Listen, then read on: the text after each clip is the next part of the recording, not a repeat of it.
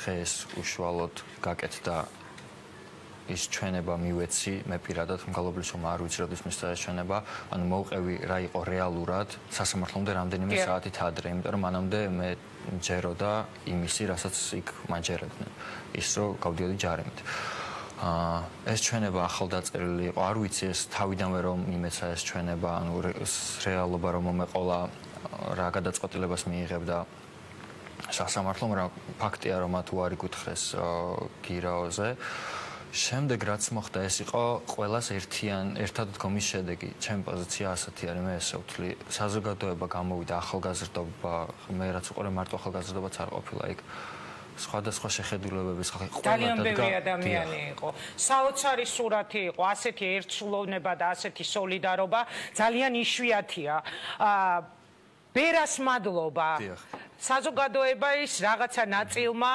ეს მიიღო, ანუ გააპროტესტა უფრო სწორედ. შენ რა სიტყვი ამაზე, რა იყო ეს? შენ ვის უკავშირებ? ეხლა თქვი რომ საზოგადოებრივ აქტიურობა, სამოქალაქო საზოგადოების აქტიურობას უკავშირებ. შენი მადლობა ბერას მიმართ, რომელმაც რაღაც ნაწილი გააღიზიანა.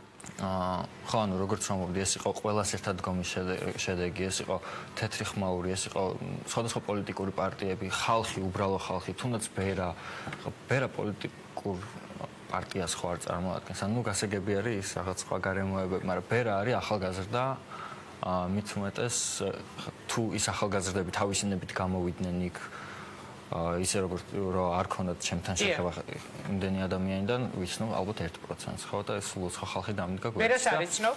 ბერას ცნობას ვერ დავარქმევ, შემთხვევით ვარ შეხვედრილი ერთხელ ალბათ 3 წლის წინ. ბერას პოზიცია არის ჩვეულებრივი ახალგაზრდის პოზიცია, რომელიც შეწუხდა იმის გამო, რომ ორი ახალგაზრდა ადამიანი მიდის ციხეში უსამართლოდ. მით უმეტეს ასეთი მძიმე მუხლით. გიორგი, გამოხატვის თავისუფლების გამო მოხდა, აი ერთ წინადადებაში რეზიუმე რომ გავაკეთოთ? ეს გამოხატვის თავისუფლების გამო დიახ. და კიდევ ერთი, რას მომიყვები კვირას უცნაური იყო ესე, ძალიან ბევრი უცნაურობა იყო ამ 4 დღის განმავლობაში ამ საქმესთან დაკავშირებით.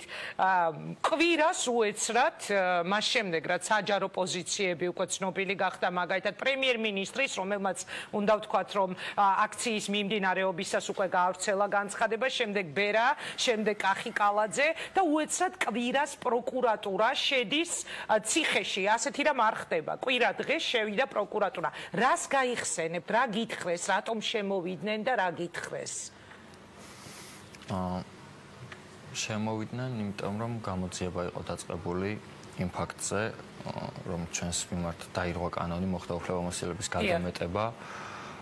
და ნუ რა ვიცი, ესეთ დეტალებზე ხარ რატომ შემოვიდნენ?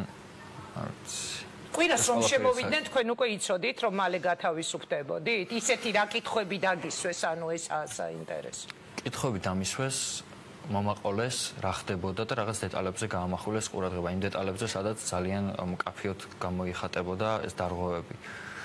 რამდენი პოლიციელი უნდა დაისაჯოს, როგორ ფიქრობ? შენ ალბათ გიფიქრია ამაზე ყველა იმ ადამიანის მონაწილეობით, ვიზეც ეხლა საუბრობდი დაკავების შემდეგ დაკითხვისა.